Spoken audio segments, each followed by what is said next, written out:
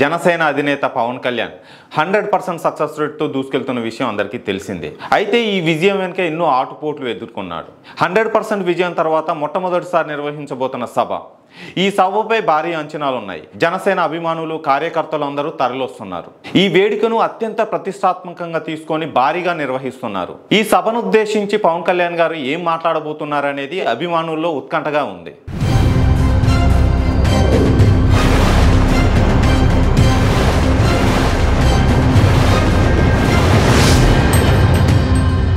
ఈ నెల 14న జరిగే జనసేన పార్టీ ఆవిర్భావ సభకు జయకేతనమని పార్టీ అధినేత పవన్ కళ్యాణ్ నామకరణం చేశారు.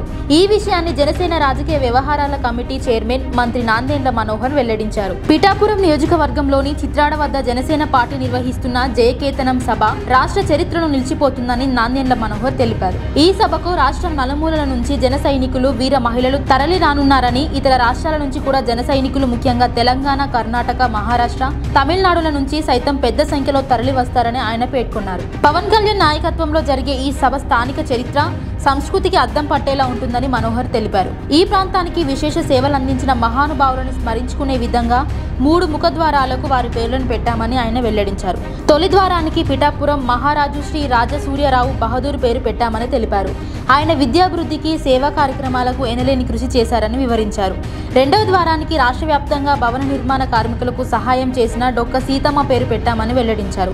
ఇక 3వ ద్వారానికి విద్యా సంస్థలు స్థాపించి చరిత్ర సృష్టించిన మల్లాది సత్యలింగం నాయకర్ పేరు పెట్టడం జరిగిందని తెలిపారు. ఈ 3 మహానుభావులు ఆయా ప్రాంతాలకు చేసిన సేవలను స్మరించుకుంటూ వారి స్ఫూర్తిని భావితరాలకు అందించే లక్ష్యంతో ఈ నిర్ణయం తీసుకున్నట్లు మనోహర్ తెలిపారు.